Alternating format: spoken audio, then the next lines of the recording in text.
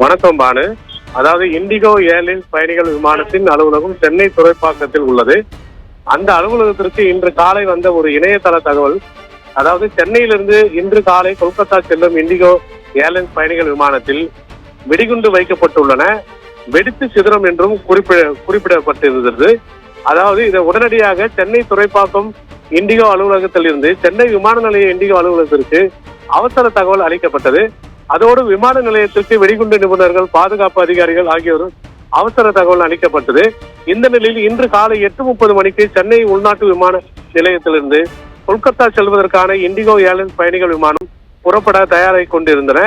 அந்த விமானத்தில் 168 பயணிகள் ஏறி அமர்ந்திருந்தனர். இதையடுத்து விமான நிலைய பாதுகாப்பு அதிகாரிகள், போலீசார் மற்றும் ஆகியோர் தீவிர நடவடிக்கை மேற்கொண்டு அந்த பயணிகள் அனைவரையும் அவசரமாக விமானத்தில் கீழே இறக்கி ஓய்வறையில் தங்க வைக்கப்பட்டனர். வெடிகுண்டு நிபுணர்கள், பாதுகாப்பு அதிகாரிகள் மற்றும் மத்திய உளவு பிரிவு அதிகாரிகள் ஆகியோர் தீவிர சோதனையில் ஈடுபட்டனர். விமானத்தின் அனைத்து பகுதிகளிலும் தீவிரமாக சோதனை நடத்தினர். ஆனால் வெடிகுண்டுகள் எதுவும் கண்டுபிடிக்கப்படவில்லை. இதையடுத்து இது ஒரு புரளி என்று தெரிய வந்தது. இதன் பெயரில் அந்த விமானம் மீண்டும் இன்று தற்போது அதாவது 10:40 மணிக்கு சென்னையிலிருந்து கொல்கத்தா புறப்பட்டு சென்றது. அதோடு இந்த சம்பந்தமாக சென்னை விமான நிலைய போலீசார் வழக்கு பதிவு செய்து இந்த புரளி கிளப்பி விட்டவர் மர்ம ஆசாமிகள் யார் என்று தீவிரமாக தேடி வருகின்றனர்.